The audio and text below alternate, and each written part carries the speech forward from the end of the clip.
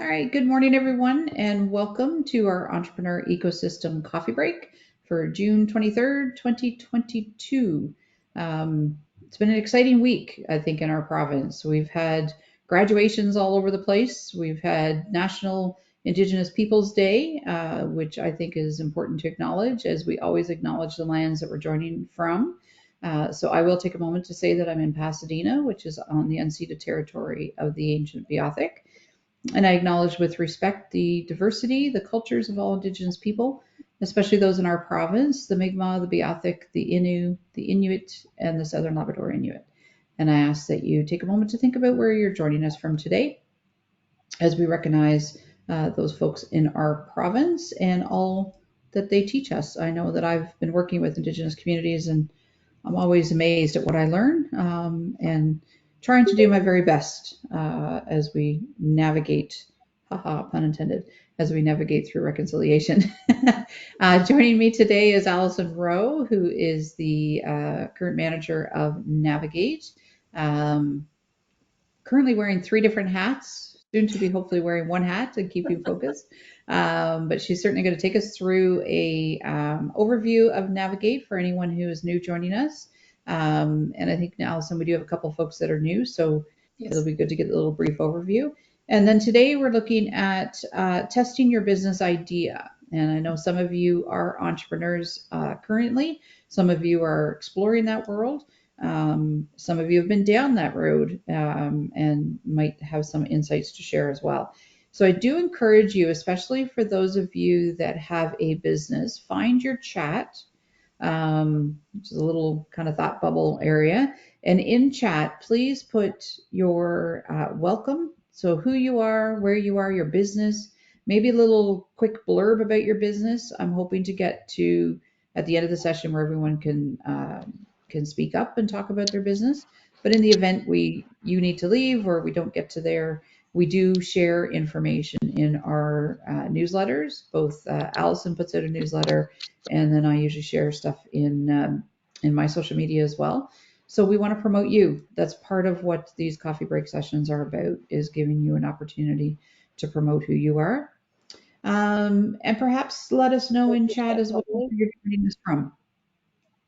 And Viv, I'm just gonna. Oh, yeah, you got the mic, the mute, so perfect. Um, and yeah, let us know where you're joining from. I always get really, I don't know, it's one of those weird nerdy trainer things that I like to know how far we reach on the virtual. So, Allison, I think I'll turn it over to you to kick off a little overview of Navigate. Okay, welcome everyone. Thanks for joining us today on this, I think, sunny day. I have no windows in my office right now, but it was sunny when I first came in. So for those of you who are joining us for the first time, Navigate is a program here to support entrepreneurs. And it's a partnership between Grenfell Campus, so MUN Grenfell Campus in Corner Brook, and CNA Corner Brook campus. And we basically help entrepreneurs really from the early idea stage to develop their business ideas using a variety of tools, some of which we will talk about here today, and to get that, bring that idea to fruition, to launch businesses. And we also help businesses grow once they've reached that point. And we do that through our different services. Navigate has three different service pillars. We have two entrepreneurship centers. That's for the early stages. That's for when you have that first idea. You're wondering if it'll work. You want to talk it out, figure out if it makes sense, get it down on paper, and start pursuing it. So the entrepreneurship centers are located at both Grenfell campus and CNA campus in Corner Brook, and we're here to support students, non-students, general public, anyone here in Western NL and beyond, oftentimes who's looking to start a business. Once you've sort of reached that commercialization stage and you're looking to grow or scale up your business, then you move on over to our incubator. And our incubator was located at CNA, but we're about to move into a new building, which I'll talk about in a moment. And we also have a makerspace. So makerspace is for people looking to learn about new tools, technology adoption, but it's also there for entrepreneurs looking to develop new products. and design. It might be a part that you need for something that you already have. So designing, prototyping, product development. And our makerspace used to be on Grenfell campus, and that's also moving to our new building. So I'll mention that in, I think it's on the next slide. Is it, Carol? Yes. So we have exciting news that many of you have heard about already, but there's a new Center for Research and Innovation that will be opening soon. Right now, we're aiming for everything to be open in the fall for certain. Soft launch possibly in August. It all depends on when our furniture arrives.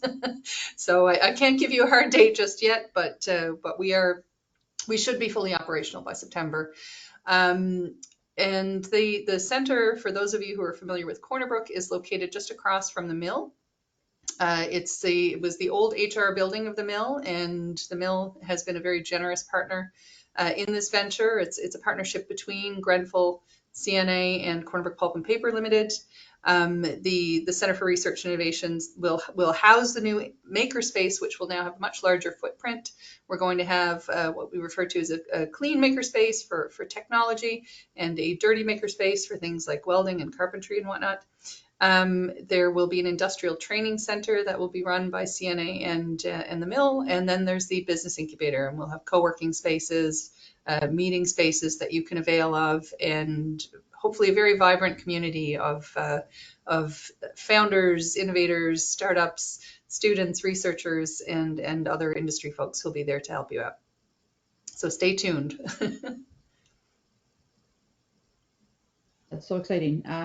So one thing I picked up on, Allison, does that mean the incubator space is closing at CNA, or are you keeping that as well? No, we'll still have the offices there. Okay, Yeah, yeah, but we're going to be the main focus of the incubator will be in the new space. right. Okay. And are we still going to be able to drop in and use that co-working space at CNA or Grenfell? Absolutely. So that co-working space at CNA is still going to be the entrepreneurship center. We still have the entrepreneurship center at Grenfell campus. So again, with that, when you come in with your initial idea, you start here, and then as you start growing the idea, you move down to the new space. Now, if you're working on a business idea and you want to go work out of the new space, that's fine too.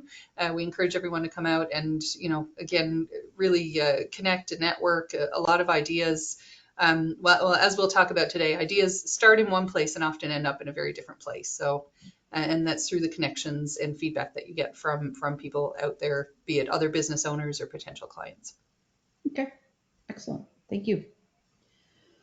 All right, so today is about testing your business idea. And those of you that have joined us for quite some time know we often bring in guest speakers. And today our guest speaker is Allison herself. That's her role. She's in the Entrepreneurship Center helping new businesses. But for those that are existing businesses, we're also going to touch on not just startup, but there is a tool that we're going to introduce you to for businesses as well. So the idea could be maybe it's a new product that you're going to add to your line, or maybe it's a new initiative that you're starting. So even though you're existing, you still can kind of go through the same processes. So that's kind of what we're going to be talking about. And we're going to kind of bounce back and forth between Allison and myself.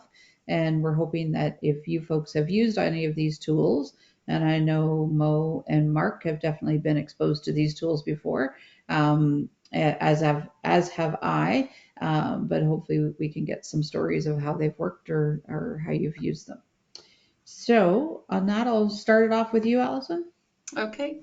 And I will note we do have an informal guest speaker as well. Mark Tierney from ACOA is joining us today. He's also an entrepreneur, and he's I would say a champion of lean startup and lean canvas, and he'll share with you some of his experience using it as well.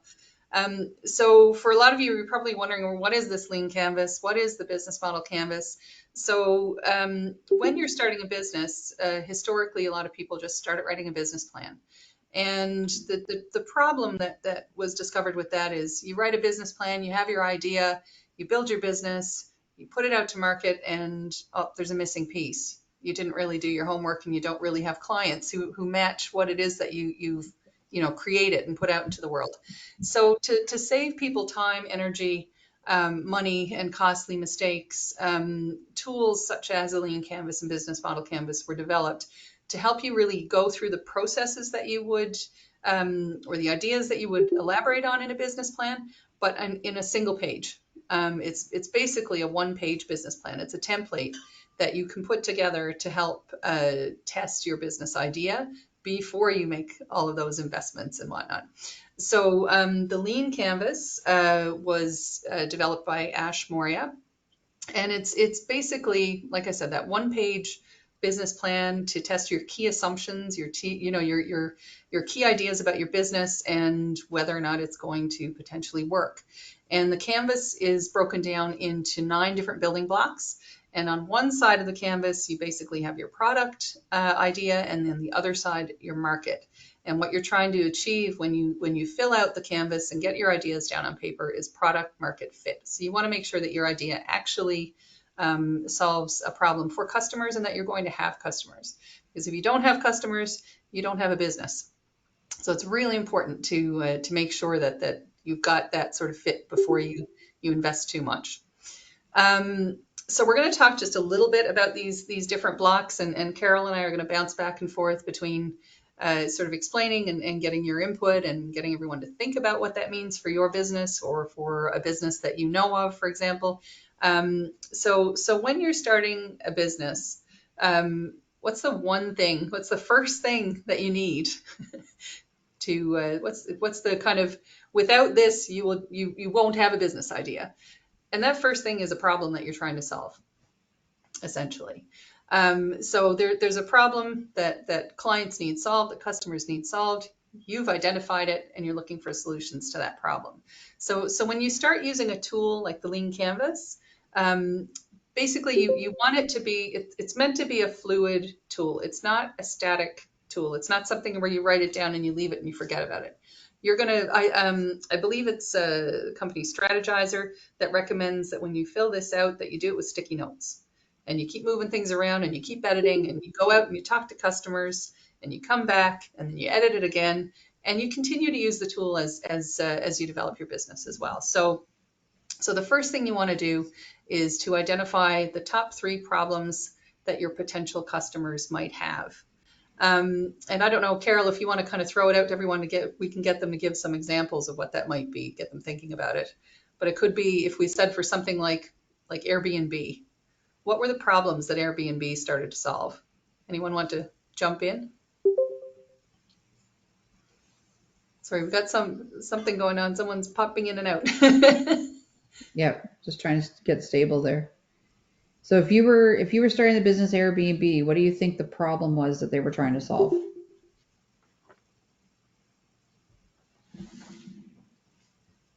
I can give it a stab if I may. Sure. I think it's obviously finding a place outside hotels, finding homes that they can stay at a different place that they travel around the world, that's probably cheaper or offer a different type of experience than hotels do. And in many cases, families, if big families or I would say maybe even some events, people would like to be in a home and like feeling it's their own home rather than going into an hotel environment. So I think that's one of the problems that it solved for sure, and pricing. Yeah. Exactly. So that's the way, if you were first starting out, or that you want to solve, thinking about the problems too, it's important to think about what existing alternatives are out there to make sure that what you're doing is a little bit different. Because if there's already a solution out there,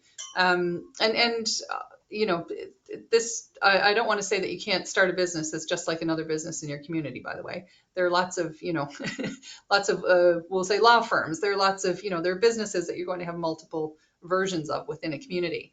But if you're starting something new, something novel, the existing alternative for, say, Airbnb was simply bed and breakfasts, right? But it didn't have, bed and breakfast might have been a little costly, or maybe they didn't have the same flexibility that Airbnb had, or maybe it was harder to book them for the length of time that you needed them for, etc. So this is kind of where when you start trying to identify the problem and solve the problem, that's kind of the mindset that you want to get into, thinking about that. So once you've kind of got your problem identified, the next thing that you're going to look at is, well, who are you solving a problem for? Who are your customers? And then so you jump over to customer segments. And you want to be careful of not making a common mistake that everyone makes, which is, well, everybody's my customer, right? Everybody's not your customer. You really want to hone in on who your main customers are. And you really want to get to know who those customers might be. You want to figure out like what are the demographics? How old are they? What are their spending habits? What are their hobbies? What are their interests? What are their values? Because all of those things are going to feed back into your marketing, and they're also going to be really important for when you start to create your value proposition. And that's the key selling point of your business. So it's really important to get to know who your specific customers are, what their spending power is. Are they going to be customers? Are they going to be one-time customers? Are they going to be people who come back? And really kind of identify that market as do a deep dive into it as much as possible. And then you want to start, you've got to get out and test your ideas on that market and do surveys and ask people. And don't ask your mom. Don't ask your friends. They're going to give you, the soft answer. You want to ask people who have nothing to do with your business what their honest opinion is about whether or not it might work and whether or not they would potentially become customers or clients. So what you're looking for when you're doing this is what we refer to as early adopters. So you want those folks who kind of give you an informal commitment that, yeah, I'd become a client of yours. I'll buy that product or service. Or if you're developing a prototype, maybe they do invest in that prototype before it actually fully goes to market. So you're really trying to build up your customer base and make sure that you have enough of a customer base to support the business that you're looking to build. So once you've kind of got that, Allison, if I can jump in yeah, here. absolutely. I know Mark's probably going to tell his story a little bit later, but Mark and I met at a startup weekend, and Mark's team was the successful proponents that weekend because they actually got out and tested and had sales from Friday night to Sunday afternoon. So Mark, you were on site. There was a market in the building. You went out selling your product left, right, and center. So that validation, I think, is something I've always heard you talk about how important that is. It's the most important part. You got to validate your idea, and I'm a big fan of the canvases in general, but the company that Allison mentioned earlier, Strategizer, one of their books in the back says no business plan ever survives first contact with the customer, and there's probably been never anything true or written about a business plan. So you got to go out, you got to validate, talk to customers, get their feedback, get their honest feedback. Take the punches and go with it. Because there's lots of bad ideas that have a kernel of brilliance to them. So you need to go out and figure out where the brilliance lies, I guess. Mhm. And the customer is the one who knows that, not you. Mm. Exactly. And I think it's important too, Mark, to that point. I was speaking with someone who was looking to start up a clothing business, and they were picking out all the clothes that they liked for themselves. Mm. You got to be careful because you're trying to sell to your customers. So you need to know what your customers like, and you need to be willing to go there and to respond to their needs. I don't know, Mark, maybe actually now would be a good time to get you to tell us a bit about the journey that you went through with the startup, with the lean process, and sort of where you started and where you ended up, if you'd like to jump in. Yeah, I guess I can tell my story. So some of you have heard it before, I think.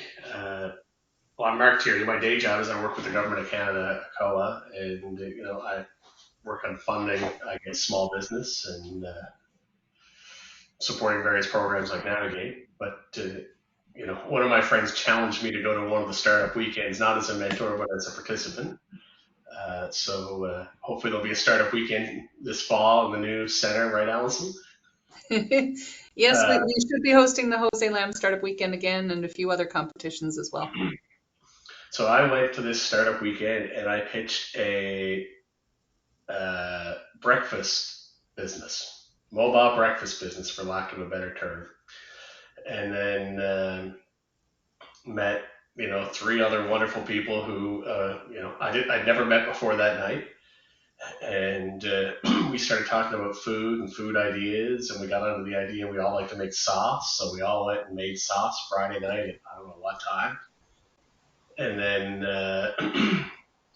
we went from there, and the next morning we went and had a bunch of people taste our different sauces. And I just saw someone talking about minimum viable product. Yeah. So yeah, our minimum viable product was literally, you know, a mason jar, mason jars we had at home filled with sauce that we concocted with stuff in our fridge at 1 o'clock in the morning before we came back the next day. And then we went and we got feedback from people, and it evolved from there. The company's still growing strong. I'm not involved anymore, but one of the folks I met that day was one of my business partners, Julia. She's still running the business, and I keep seeing posts on social media from her. So, but none of us pitched a sauce business when we got there, and it wasn't until we talked to customers that we, got to that point.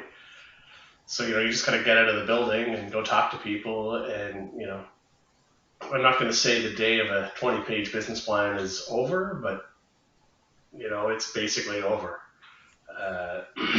If you were looking for funding or financing, you may need to write a proposal or some sort of document for investors. But as a tool, I think like the lean canvas or business model canvas is pretty much everything you need to know to at least go validate your idea. So I don't know. I forget our original value proposition, but I think we started with, pretty early on, it was a little piece of Newfoundland on your plate. Mm. And that was the gist of it. It wasn't maybe that refined, but that was sort of the core, so we went through the canvas. Like we had the problem was people want good food, they want local food, they want a little taste of home, and the solution was sauce.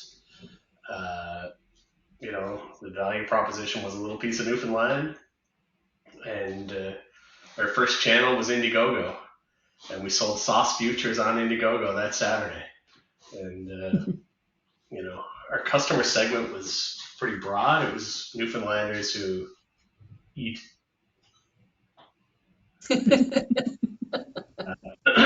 custom revenue structures. Like they're important, but they're not as important as the who is the customer and what problem are you solving for them. Like that'll come later. Yeah. I can still remember, Mark, you running around with different logos and asking us to give our opinion. One of them had the moose in it because the Newfoundland piece and antlers and all kinds of different versions. And Mark's running around Grenfell campus getting everybody to vote. It ended up being very much modeled after Bon Maman, which is it's a big international brand owned by, I believe, Kraft. It's changed hands a few times. I think it's owned by Kraft now. And it looks like a handmade product, but it's in every grocery store in North America. We took a lot of inspiration from that product and how they did things, no doubt. But it was an adventure, and I successfully exited the company, so it's even better. There you go. Mark, when you Excellent. talk about value proposition and you said, a little bit of Newfoundland on your plate, it's funny because Bon Maman has been around for a while. I lived in France many years ago, and even back in '93, I'm pretty sure Bon Maman was a thing. And it was sort of the French jam you had on your table every breakfast, And I don't know what their value proposition is, but if I had to guess back then, it would have been, jam like your grandmother makes, something along those lines. That's still sort of what they're going for. It looks Exactly. very much, like it came out of someone's basement, even though, it comes from a giant factory. Yes, exactly. Yeah, Mireille is saying Bon Maman is the best jam. Exactly. And Mireille, you alluded to the minimum viable product. We will talk about that in a little bit, actually. So yes, value proposition is really important, and value proposition is really what's your promise to customers. What's the value at the heart of your business, and why should they care? What is it that you represent that speaks to them and that will get them to engage in purchasing your product or service? So that's really central to any business. We obviously the solution is we sort of passed over it, but it kind of is an obvious thing. If you have a problem, your business is based around the solution of that problem, the solution that you're providing for customers, and then that goes back again to that unique value proposition, or what we refer to as selling proposition as well. And in that whole piece, there's also, the unfair advantage. So what's unique? What's unique about what you're doing? What can't be copied? What is it that makes you stand out from the competitors? And if we go back to, say, Airbnb, nobody was really doing what they did, renting out their own places. It's home away from home. And so they stood out from, say, the bed and breakfast, I can't say bread and bed and breakfast. Any more coffee? That's it. Mireille also mentioned that part of the impetus that she heard about was the fact that they needed money, so they rented out their own place to get some money. Absolutely. I saw that in chat. That's fantastic. I didn't know that. I think that's wonderful. And it's probably very true. Yep. So that, it's based on a need, right? That you're trying to solve. So those are some of the key parts of the Lean Canvas. And then once you've got that sort of solved, and you've gone out, you're talking to your customers, you essentially know that, okay, I'm solving a real problem here. I'm fairly confident that I'm going to have customers. Then you have to start looking at things like channels. So how are you going to reach those customers? And is that via email, social media, print ads, promotional events, word of mouth? Are you going to have are you going to have a storefront? Are you going to put ads in the church bulletin? Like, there's any kind of any way that you're reaching customers, that you're getting your message to them and getting your products to them at the end of the day. So you have to start thinking about those things, and then the costs associated with that as well. And that feeds down, of course, into your cost structure. And then the other piece is the key metrics. How are you going to measure if you're successful? What does success look like? If you're promoting your product online, for example, does someone liking your business actually mean success? Probably not. Like, how many likes did you get that turned into actual sales? And how are you going to measure that? So you really need that conversion from when you put things out to the market to when they're actually purchasing, and what's being, what's working, what's successful, who's buying from you and why, and then building upon that. And then each time you kind of, again, with the Post-its again, you come back and you revisit the canvas and you say, okay, what's working, what's not working, what do we tweak, and until you end up with a solid business model. And then from all of these activities, obviously, you've got your costs that you're able to elaborate on, and then your revenue streams. And you want to make sure that those balance out and then are in the favor of revenue. If it's a teeter-totter, you want the revenue to be up higher than the cost. So this is one of the main tools that you can use to test your business idea. There are other tools. Actually, Mark alluded to one of them a moment ago, which is the business model canvas. We can go to the next slide there, Kara. Yeah, I just wanted to jump in on one piece, Allison, before we Yes. do.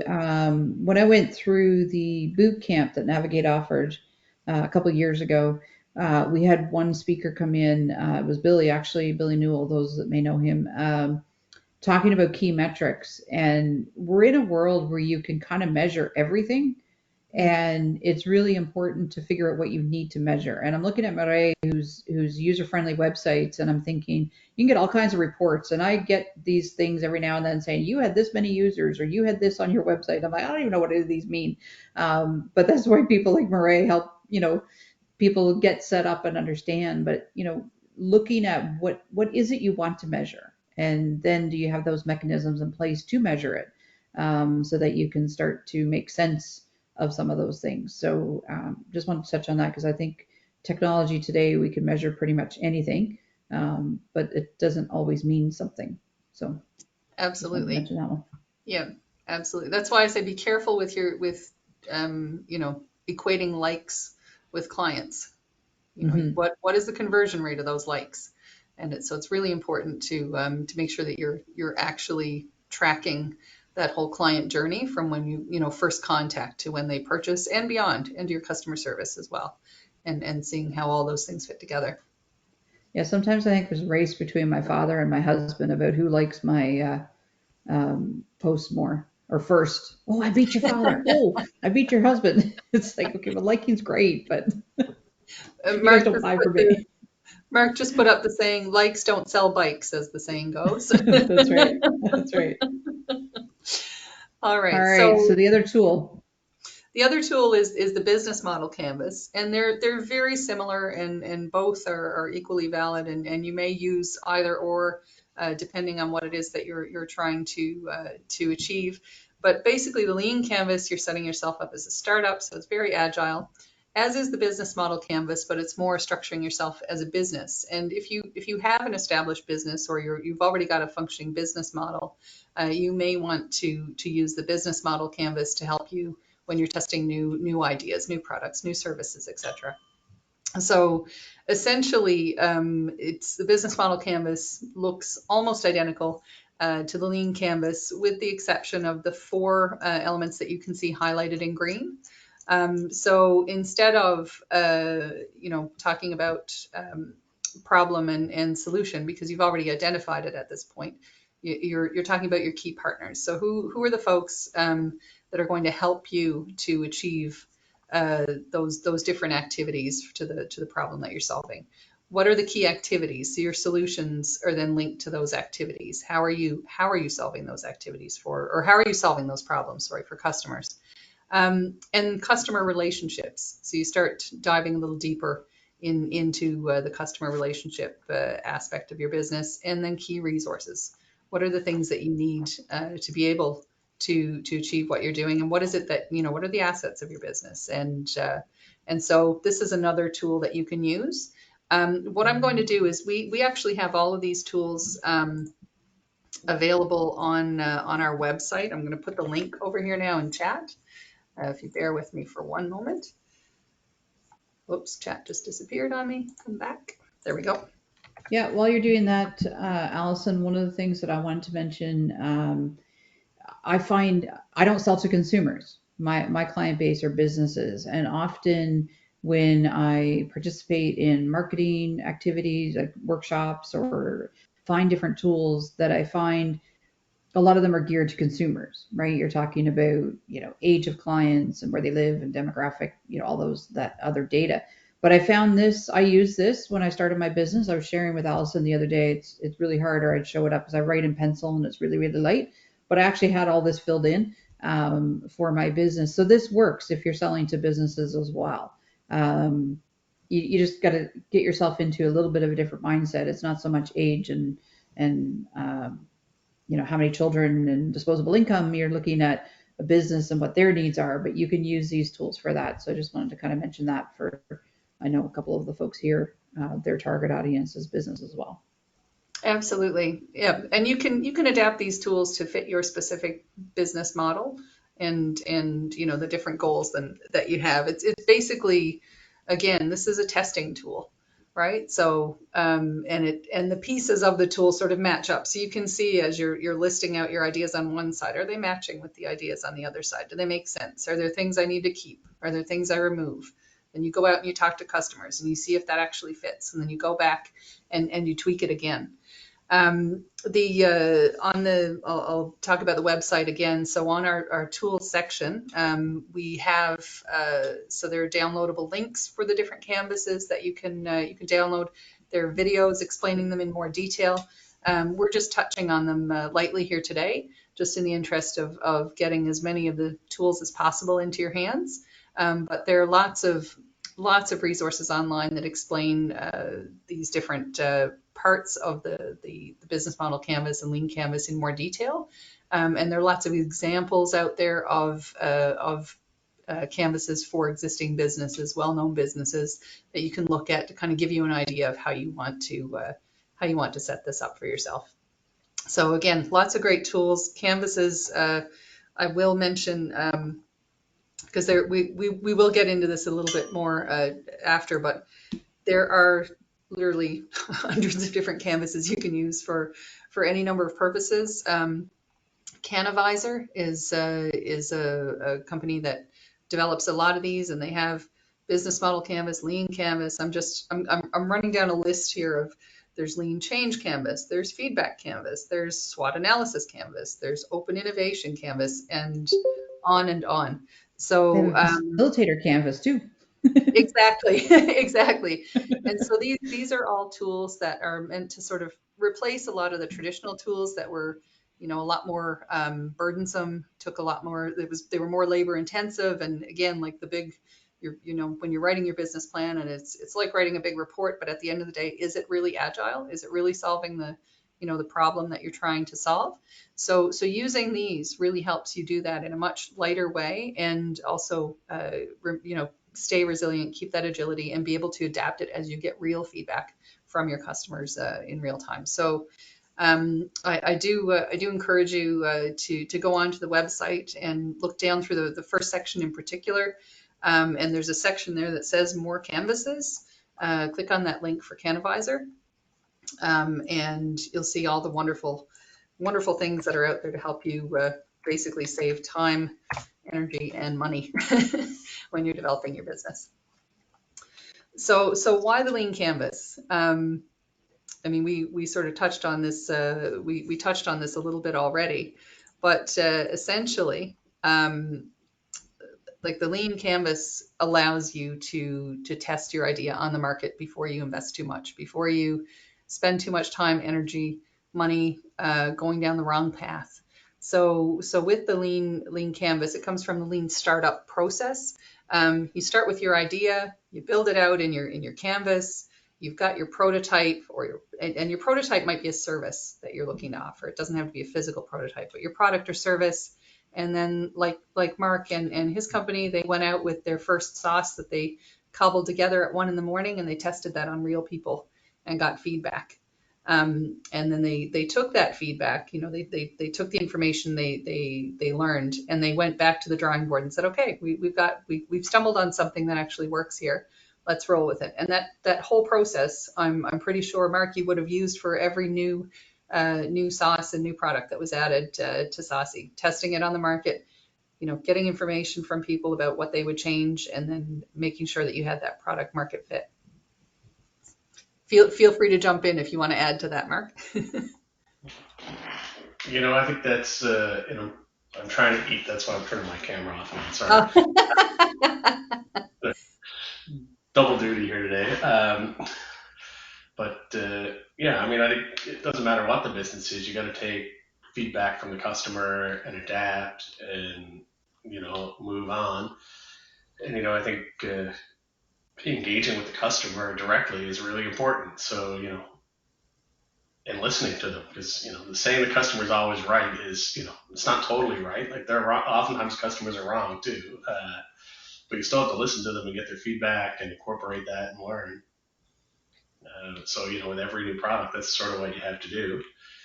And, sometimes you just take a leap of faith too, because it might be product 7, 8, or 9. So you've learned from those other products what works and what doesn't work. But yeah, I mean, it's really important to test things out with the customer before you spend thousands of dollars on something. Absolutely. And I think it's important too, not to take feedback personally. I think you kind of see this on Dragon's Den all the time. You get someone who's come in and they've spent a fortune on this idea that they're 110% is going to work, 110% sure is going to work, but they're so invested personally in their own idea, and they haven't done that market research, and they can't seem to let go of the fact that this needs to change if it's going to be successful. So it's really important to be very open-minded when you're talking to your customers, but it's also important, as Mark said, to follow your gut and your instincts as well. You have to strike that balance based on your experience, and then build on that. I remember, Allison. I don't know any business that I've been in the funding world for a long time where someone has sat in their basement developed a business plan and launched and made money.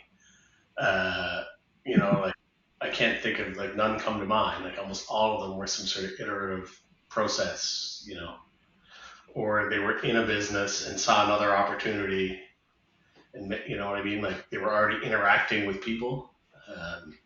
So I think it's just the key piece of this circle is like prototype, learn, prototype, learn. Like just keep going back and forth.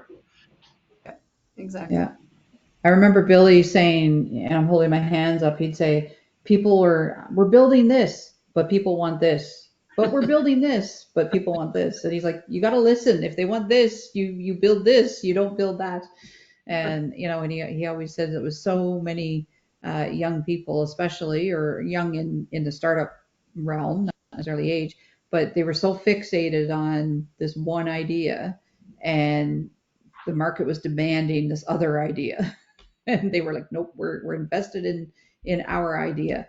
And so I really like, Mark, what you're saying about listening to people and how important that is to interact and connect, and listen, for sure. And I guess the other thing I'd say, I deal a lot with in a bunch of different sectors, but one really great alert, like a lot of times people talk to like new people in business, they don't go to a trade show to sell product. But I think if you talk to a lot of sort of seasoned business folks, they say they go to a trade show or an event to learn more about the product that they're selling or other products, or it's more of to interact with customers and get feedback as opposed to going to sell. So I think a lot of folks, you just got to get out there and talk to customers, and like trade shows or events or markets. Like I just saw Hugh and Draw just posted maybe an hour ago, they're going to do a market at the hotel once a week for the summer. So if someone had, like, I just use that as a great opportunity for somebody who wants to test out a new product, to try to get a spot there and just go interact with hotel guests, because they're coming from all over the place with different backgrounds. That's a great spot to go test an idea, learn, get feedback. Just as an example, you just got to get out of the basement. It's true. It's true. Absolutely. I love that they're doing that. That's fantastic. We'll put that in the newsletter. Let people know. And the Hump Day market is back on too. Yes. The Hump Day market in Deer Lake was held yesterday, the first one for the summer. So we know that's on the go as well. I love that we So can Allison go and yeah. So Allison and Murray, you both mentioned the minimum viable product. So I know Mark said he's hungry. Allison's going to talk about donuts now here in a moment. So take us through, Allison, about the minimum viable product. So really, when you've got your business idea, oftentimes there's a big vision of all the big things that you want to do, but you've got to start somewhere. And before you can get to that bigger vision, you need something, the most basic iteration of your product or service that you can begin to sell right away to start earning money. And then once you're earning money, then you can look at adding things in. You also want to make sure that that basic version, that's the thing, that's your test product. That's what you're testing on the market. So if that is not successful, then you go back to the drawing board. If it's somewhat successful, then you take that feedback and you tweak it. I think the visual here is pretty clear. You want to start a donut shop, but you need your very basic donut to test on the market, and then you start tweaking. Then you add in your flavors. Then you add in your different ideas to that product or service. Again, so that you're basing what you do on real feedback from real customers, and you're spending money as needed, but also making money while you're doing that. So it's a really important step of any new business that you want to bring to market. Murray, I'm wondering if I could ask you to jump in here, because you mentioned minimum viable website as well. Can you take us through what you're thinking about that? Because that kind of just really tweaked my interest. Hi. Okay, so with websites, if you compare it to bricks and mortar, it's a lot easier to add on to over time. You don't, when you build a physical building, if you try to put extensions on, it's very expensive per square foot. It doesn't work that way with websites. So you can start with something minimal and then build on it, and it's still within the same sort of efficiency price wise. And I think, when the saying that Allison said, the business plan doesn't survive contact with the customers. I think that there's so many steps in that, the whole iteration of it. And as you learn each new thing, you can make changes to a website. It doesn't have to be a one-off, or it doesn't have to be, well, I'll build this thing and then I'll wait for a really long time till I have everything figured out, and then I'll rebuild it completely huge. You can make tweaks over time and run tests and see what happens. Excellent. So I guess that's all that data that comes in that my guy tells me I need to change something or fix something. Yeah. Well, with data, it's just even feedback from other human beings is data.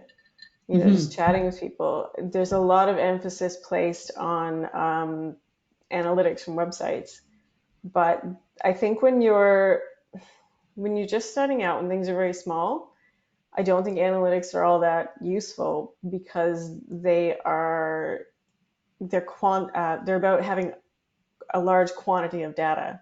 When you have a small quantity of data, your data is likely to be very skewed and not very helpful. Mm-hmm. So qualitative is actually very useful at the early stages, but people are not quite so familiar with qualitative data, and that's all in the realm of what we call user experience. And it can involve things like user testing and interviews with. It could be customers, website users. It could also be if you have other staff, you can talk to frontline staff, because I think one of the biggest things that people don't understand, if they have a larger business too, or even a nonprofit or a government department, there is such a wealth of information in your frontline workers that usually goes untapped. Mm-hmm. The other thing about your data analytics is there's a huge change in privacy laws happening right now.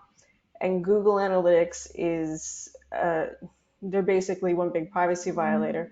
They've been outlawed in Austria, and it's slowly sort of happening all in Europe.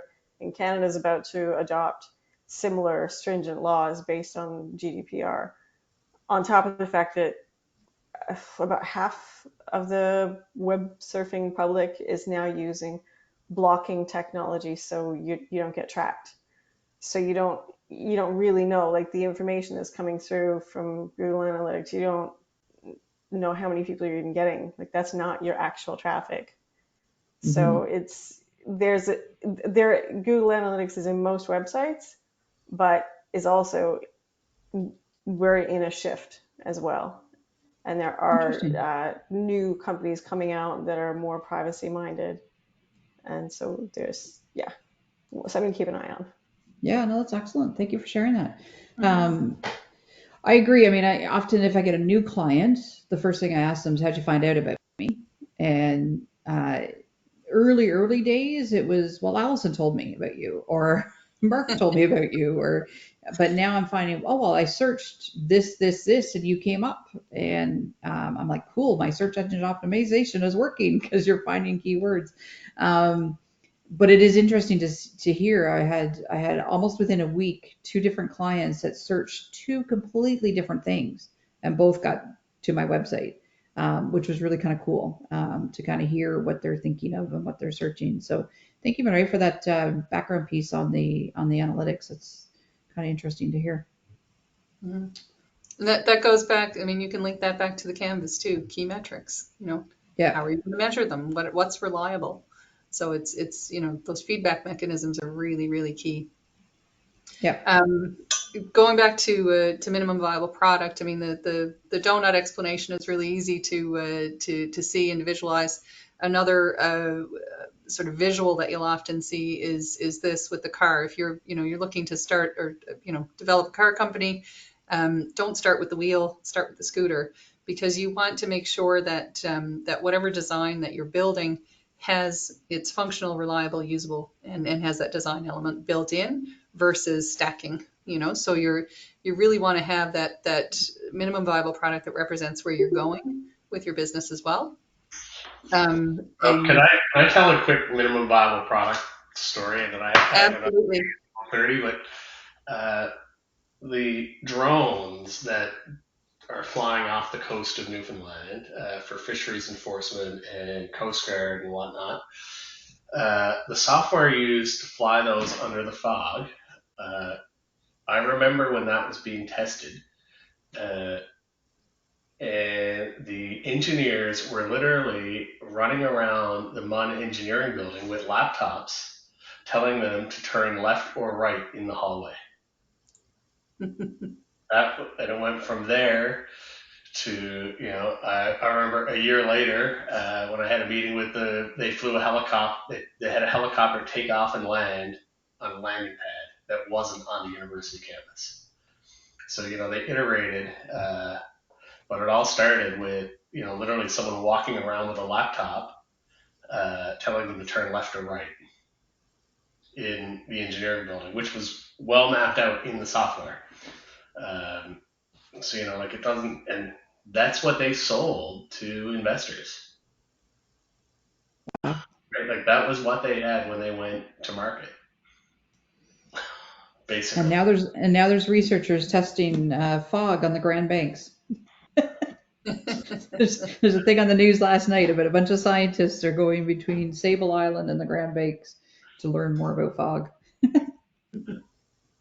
And they're probably going to be using those drones.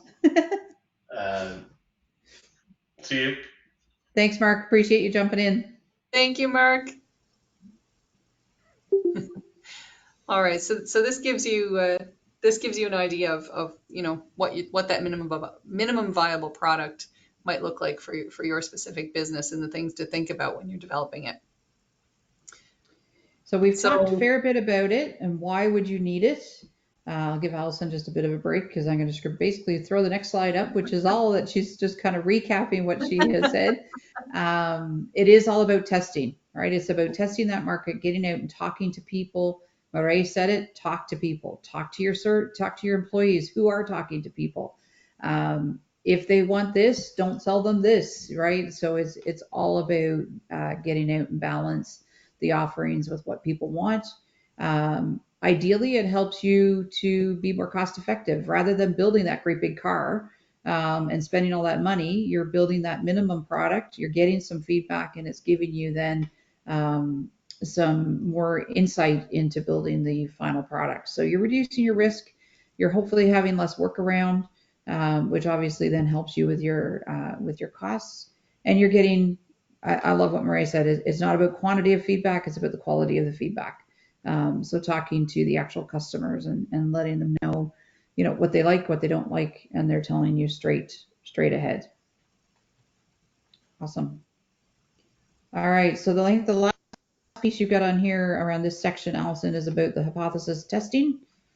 And a lot of this, a lot of this I've kind of been alluding to throughout the, speaking about the whole process, but essentially, this is what it looks like. You've got your idea that you're going to bring to market. So you can use your lean or your business model canvas to sort of, get that idea down on paper. Then you're going to go out and start testing that idea on the public and getting feedback. And then based on that feedback, so you're going to get, one of three answers: either stop, this is not a good product market fit, maybe, and here's the feedback, in which case you pivot and you take that information back to the drawing board and you refine your product offering, or go, this is a great success, keep going with it. And then you keep going around in that loop. And every new product or service you offer, every change in, something happens like COVID, you can apply this to how you move forward with your business. So really that whole process of learning and taking that feedback and moving forward is really vital to not just starting any business, but running any business and for a business to survive. Because as we've seen amply in the past few years, the world can change at at the drop of a hat and continue to change very rapidly. And with new technology and everything that's happening economically in the world right now, the ability to remain agile and to keep those processes very lean is going to be really key in making sure that you make smart decisions and that you don't spend too much money on something that may not work. So really, it's important to integrate this particular process into everything that you do with your business. Absolutely. And I think even as we emerge out of whatever we just came through, things are not going back to the way they were. People are using technology differently. People have different values of interacting with their clients and their customers differently.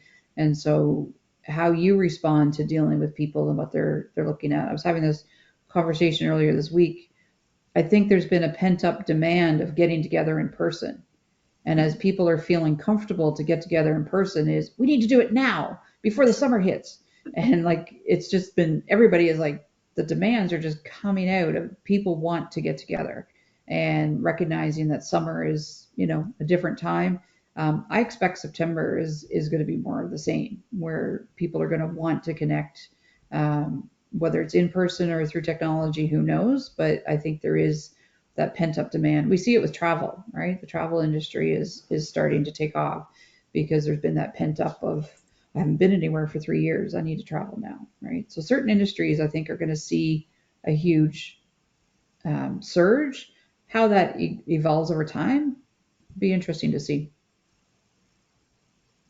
Absolutely. Actually, Carol, I'm headed to a conference that's a startup fest in Montreal, and on their website, when you go to register, it said we don't want a new normal, we want a fresh start. Mm-hmm.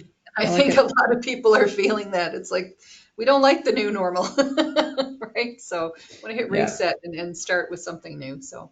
yeah, for Um, sure. So I'm just going to mention a few more tools here. I won't get into them in detail, but these are all on our website as well. And there are videos and links and explanations and things that you can follow to learn more.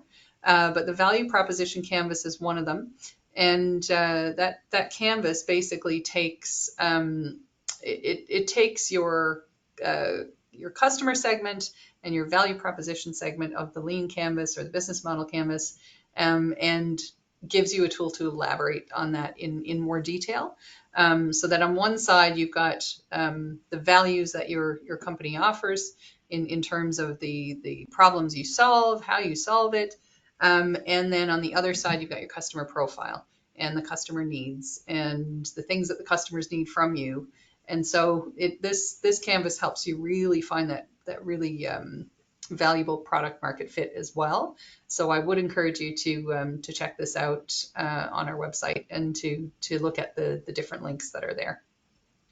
This is one I've done a couple times. I should have brought it out. It's in my closet. I started with a bunch of sticky notes. Then I went to dry erase markers so that I could make the changes. But this one is about what are the pains, so that problem. What is it that you're giving them, which gives them a gain, and how do they line up? So it really is again listening to people. If your gain is not solving any pain for them, they're not going to be interested. So it is really making those two sections line up. And if any of you have ever gone to any startup weekends, or if you plan on, be prepared that you're going to have to do a value prop ad lib. It's something that Allison and her group make folks do. I went down to see on the back of your name tag. There's your name tag, and on the back is is your value prop ad lib. Yep. And I just popped into the social enterprise impactathon that was happening a few weeks ago, and somebody was selling purple pickles was their company. So, you can make it out of anything. And I don't even think it was pickles that they were actually selling, but I can remember the name purple pickles. So the idea is to take, those pains, those gains, that market, the product, the solution, the problem, you put it all together and you're able to kind of make up this value proposition statement. Often in websites, and Marie might be able to validate this as well, you'll see that sort of in the top third of a website, there's some sort of either visual or statement that people will do so that when you hit their websites, you can kind of see this is what they do. And it's a nice short kind of thing that people use. I also went through the value proposition when I did an export program with Enlo, and they took us through that, looking at the client segments differently. So it was outside of our backyard, right? And going through that process. So that tool can be very, very valuable. And I did that after my business existed, both times that I did it actually, where I actually wrote it out. I was exposed to it in the startup weekend as well. So really good tool. So we have a couple examples. They're probably going to be a little bit small on screen, but you can search this on those websites that Allison was talking about. Here's the canvas filled out for Google.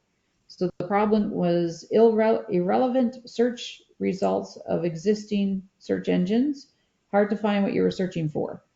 And that was the problem that they were looking, and their solution was develop a technology that would allow users to search and find relevant content. So that's the first two pieces, the problem that they were looking for. Let's see what Airbnb is, because you brought that up, Allison. Yep. You can see Hard how to find. simple a tool it is, right? Like it's not overly elaborate. It's the very bare bones of your business, but Yeah, presented in a way that you can see if it, you can test and see if the different aspects of it fit, if they all flow together, and then you can run out with that value proposition, talk to customers, and in 30 seconds or less, they know who you are, what you stand for, what you're offering, and whether or not they're interested. So yeah, it's really important to get that down pat. yeah. And it looks like Airbnb, both Maria and Daphne, who just popped off, were correct. Hard to find the cheap, affordable accommodations, the authentic experience of a location that you get outside of a hotel, and it's not easy for a homeowner to monetize vacant areas. So it certainly brought both of those things together, right? So their solution was an online service looking where travelers can rent an affordable local apartment and homeowners can earn extra money. So there you go. Couple other Actually, things, Allison's. Carol, we've got a comment here, a question from Viv as well. Yep, I was Saying, just going to bring that up. Yep. yep. So If you want to go to it. sure. So no, Viv is asking, looking at ideas in the coastal maritime recreational areas, how does one reverse engineer creating a business when location potential is there, but the business idea is not? I would say, well, the idea is there if you bring it. um, I always recommend to people, like if you have something that's, I'll say, not completely novel, if it's something that exists in some way, shape, or form in other places, and is successful, like your market research is not just about finding out specifically what your customers want or need, but it's also looking at what's working elsewhere. And so, if you were to look at a similar location to here, and similar businesses to the idea that you're thinking about developing, look at what they're doing. Because if someone else has a successful business model, and if you can transpose it to a certain extent here or in whatever community you're in, then that's a starting point. And then from there, test the idea on the local market and see if it's actually a good fit. Like you don't always need to reinvent the wheel either. Like I said earlier, there's lots of law firms out there, or there are lots of coffee shops. If you're starting a coffee shop, there's the business model of the coffee shop exists. It doesn't mean you can tweak it, you can make it your own, you can add some new ideas and aspects to it, but it's then looking at how you make that fit your local market and their specific needs. So I would look at what's happening elsewhere and see what's applicable to here, and then it's really about getting out and talking to people and seeing, again, is there a market for this idea? Because without customers or potential customers or a market, if there aren't people who are going to buy into the idea, even if the potential is there, it won't succeed if you don't have those either local customers, or maybe your idea needs to be bigger than local. Maybe it's something that goes global. Maybe your customers are elsewhere. So really, it's about finding the idea and the customers and the solution that fits. Yeah, and to that comment, and I'm picking on poor Marie here, who's been nice and brave with her camera on the whole time. You talk about duplication or other businesses. So, Marie, you're in the website space, and I just lost her. There she is back. You're in the website space, but one thing from your messaging, so I mean, I could look and say there's web developers everywhere, but your focus is user friendly, and that is so consistent in your messaging and so consistent in the articles you share. And so for me, that's my draw to you is I would like to explore more because it's all about the user, right? If I didn't have a website now, I'd be looking at that. This is about the user. This is not about me necessarily. Obviously, I'm going to benefit if my user can get to my site and use my site. But I think your messaging is spot on. It to me shows me that unique piece, right? It shows me there's something different about you and your business because of the way that you communicate who you are.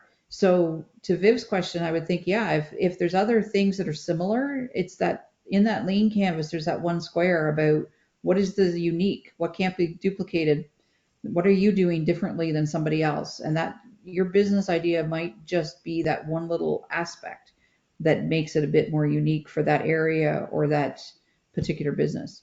So I'm not sure, Viv, if that helps, or if you have any other questions, feel free to throw them out there. No, that does help a lot. And in following a long conversation with Alison yesterday, um, that sometimes the idea itself is very vague, Mm-hmm. but you know this, and it's frustrating. And I'm trying to sort of put that in the lean methodology, if you like, to see how I'm going to. If you don't have the idea, when you is how do you narrow that down to something sensible? And it is right. Go look at other people. Go look at other people's businesses. How do they do it? So Mm-hmm. yeah, I agree with that. That's good. Yeah. Especially if you're looking at, I'm thinking maritime and recreational, like look at other parts of the country that have that same sort of topography or same, I know there's a lot of similarities, for instance, in agriculture with Iceland and, parts of Europe and different places. And that may spark something for you as well. Yeah, for sure. And part of it is starting with that vision, right? Like you want to, you do want to start with the big vision, and then you want to narrow it down to that minimum viable product. But I mean, I don't know if anyone looks at Fogo Island Inn, for example, would anyone have thought in the beginning that that would have worked or been successful? Right? It was unlikely, but it started with the vision, and then the vision started, got attached to a mission of the social enterprise of the, Shorefast. And something actually, we had our social impactathon there a few weekends ago, and something that really struck me, the difference between, say, your typical corporate type business and say a socially minded or so, business or social enterprise, was that with a social enterprise or a business that has a social mandate, you're chasing the vision and the mission, not the bottom line. So if you have a clear vision for what you want to see happen, if you've got a passion for something, if you can champion that and find people who also have that passion, then you can build a business around that. But it's ultimately it's connecting that idea to, again, potential customers. You've got to have people who buy into it. Otherwise, it might be something that would work great somewhere else, but maybe not here. So you got to make sure that you've got that fit, no matter where you are and what it is that you're doing, big or small. Reminds me, Alison, of a client I was with this past weekend. It was a not-for-profit. We were doing some strategic planning, and someone who's been there for the whole length of the time, this organization, they're heading into their 19th year, gave a synopsis of the organization, how it got to be to this point, and essentially he started with, "We should never have worked. On paper, we don't work, but we're going into our 19th year." So something is working. But he said we just organically grew. Nothing should have lined up, but it worked. And part of it was the community that originally resisted them, but then adopted them. And but it just really struck me when he said, like, we should not be here. This should not have worked, but somehow it did. And now they were kind of like, okay, we're going to hit into number 20 next year. We better have a strategic plan. Let's see where we're going to go from here. So sometimes it just grows organically too. And oftentimes situations like that, it is about those early adopters, and it's about finding those champions who like if it's something that's rallied around a cause or around a shared passion, that may very well happen organically because that passion is contagious. So it's there are different ways that a business idea can turn into a business reality. But again, it's all about having people who are on board, be it other founders and folks who are going to support what you do or direct customers. Yeah. So Allison's been putting some links in chat. I'm not sure if you put Strategizer yet, Allison, but Yeah, Navigate certainly has all of the tools that Allison's referenced. Canvanizer, as she mentioned, has tons of canvases. And Strategizer is the book. They do the business model plus the book that Mark referenced talks about your minimum viable product and those pieces. So before we start to head towards wrap up, I do want to give folks a chance to those of you that are left to say a quick hello and let folks know who you are. So Justin, I'll come to you in just a moment, but Janet, if you want to open up first and let folks know who you are, what your business is, what you're about. And again, for Justin and Janet, if you want to put your contact information in chat, we'll share it out with our newsletter that Allison puts out later. So Janet, let folks know who you are. Can you hear me? Yep. Okay. I am Janet Davis. I operated out of Fort McMurray, Alberta, excuse me, for the last 20 years or so. Lived there for 27. We have the name of our company is Greenleaf Cleaners. We have been in business since 03. What else do I know about me? You have a presence on the island too, though, do you not, Janet? I have planned it, but I've never developed it. So Okay. that is what I want to do now. So going forward, I want to develop a cleaning business out of Gamble, Newfoundland. It will be residential, commercial, industrial. We've worked with the big oil companies in Fort McMurray, and so we want to get attached to some of the bigger companies in Newfoundland as well. And so I'm with the Enlow group. Through Enlow, I have discovered Carol. And so I'm planning on working with all these guys to make a business in Newfoundland a reality. Okay, excellent. Okay. Thank you and welcome. Justin, let folks know who you are. Hi, I ended up coming in late, so I missed the first portion of everything that was talked, but I think I got the gist of what was going on. But my name is Justin McCarthy. I'm a military veteran that relocated back to the Corner Brook, Newfoundland location. I'm from Benoit's Cove. After serving time in the military, I decided that I wanted to turn my focus to not serve myself after to go off on a hiatus kind of retirement, but I want to put my service back into the community. So I've started to run and open up Opus Men's Group in Corner Brook, and I'm currently running a men's circle out of Immaculate Heart of Mary in the school there. Kind enough to be given that space by Elaine King, and grateful to have it. So this is kind of a grassroots thing, very new to Newfoundland and Atlantic Canada, with men's groups and men's work coming together to facilitate, to have men come out and share their stories. Any things that they want to kind of share is very broad.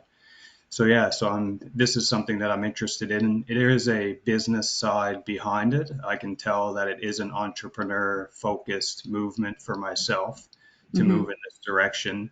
So understanding the business model of what it is that I'm giving out, with a great advice from Allison talking about more services and running behind your vision more so than the product itself.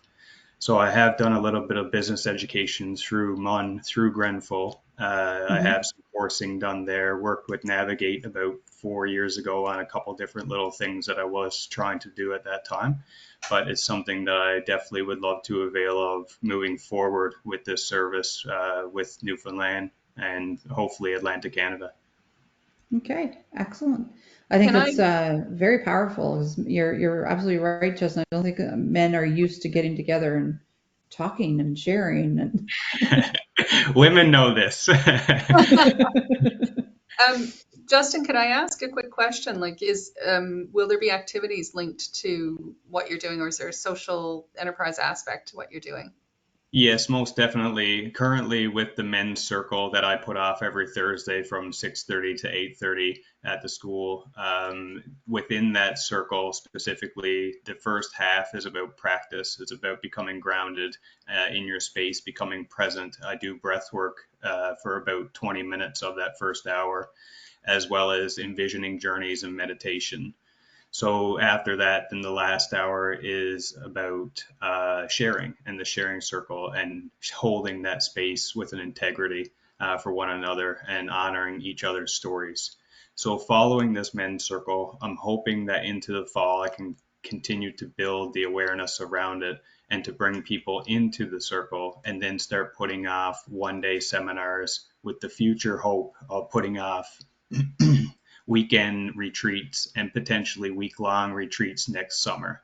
So to be able to do a full retreat over a long weekend or maybe even a long week during the summer, I think would be fantastic. And it's about immersion. So it's about making men come out of their comfort zone and putting them into uncomfortable positions again to become creative, to expand that mind and to allow themselves to continue to grow into their adulthood.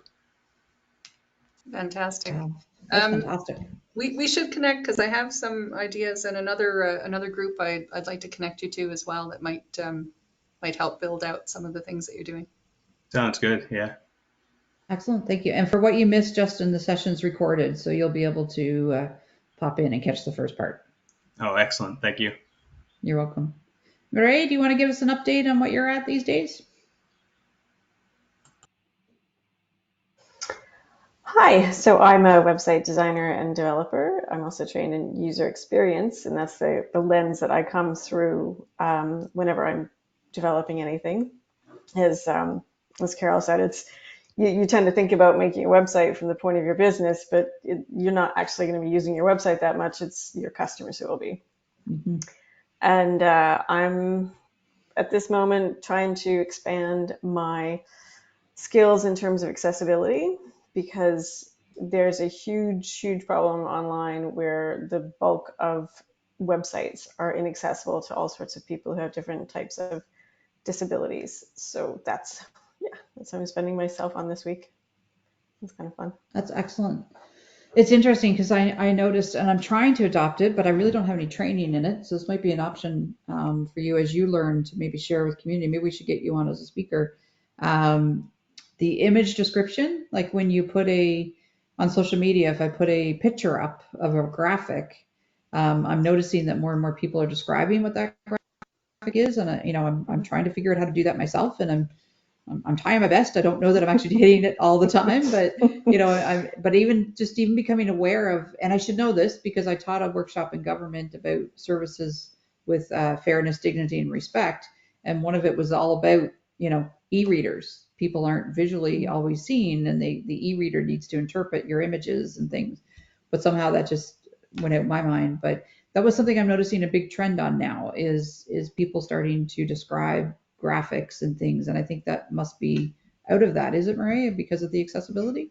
Yeah, it's referred to as alt text, which you'll see sometimes. I use Webflow, but I think that at least the older versions of WordPress, they would say alt text. And of course, when you're just starting out as a website owner, you don't actually even know what that means. It doesn't tell you what it means, but you're literally just describing the photo to someone who can't see it.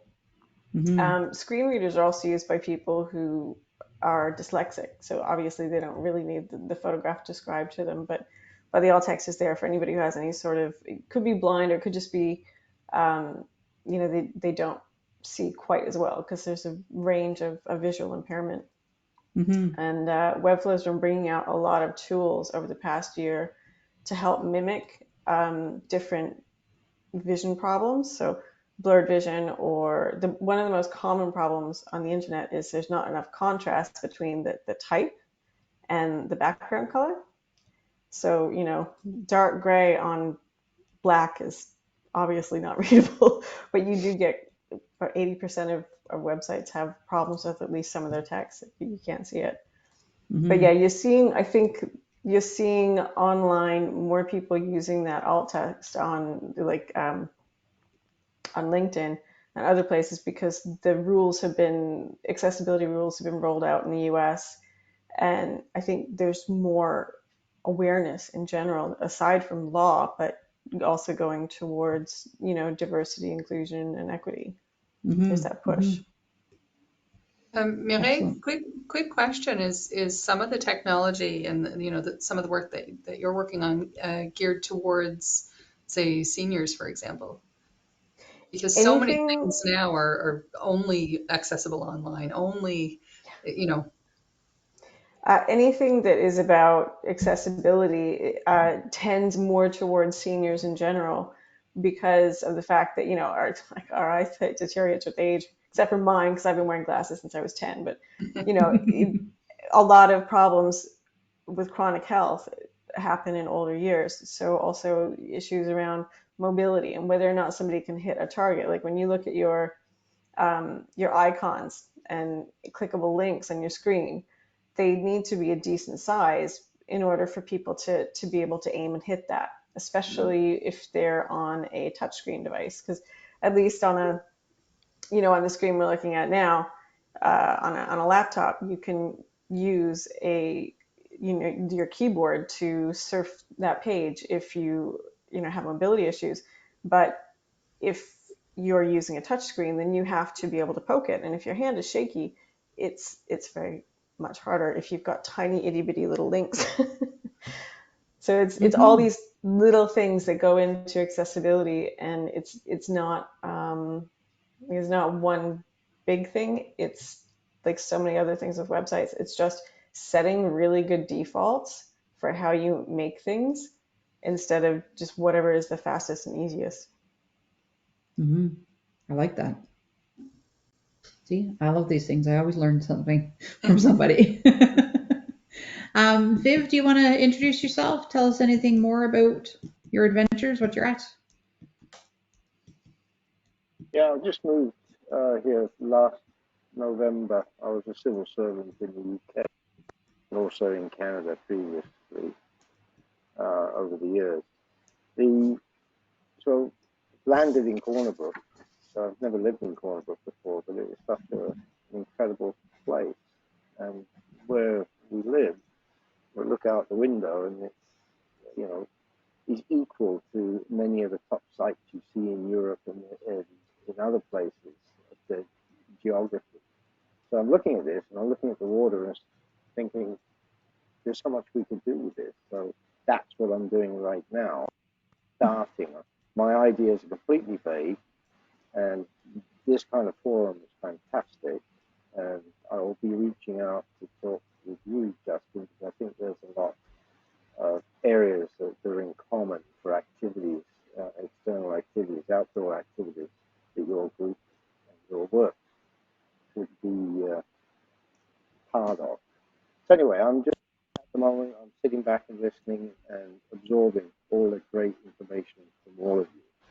So that's good. Thank you. Excellent. Thank you. Welcome. Thank you, Viv.